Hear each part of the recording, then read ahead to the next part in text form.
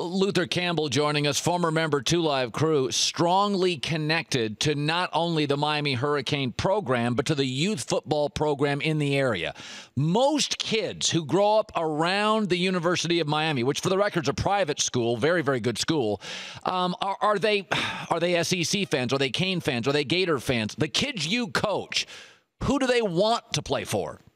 They want to play for Miami. And one of the biggest downfalls for Al Golden, they were not listening to us, the high school coaches, the guys who are on the streets every day, and saying, this guy, Dalvin Cook, is that guy.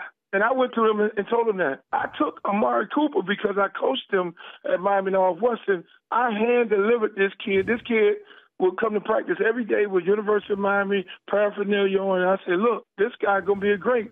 I took Devontae Freeman, another kid who I coached at the youth level, and I coached him in high school, and just walked him into the offices. They said, no, he can't play here. And he ended up going to Florida State. So these are kids that us as coaches as well as myself, we're like, yo, are you serious? You got to get this guy, Brian Cox Jr. He's making plays. I mean, those kids want to play at Miami. And unfortunately, you got guys, like I say, and that's why I love Tim Brewster so much.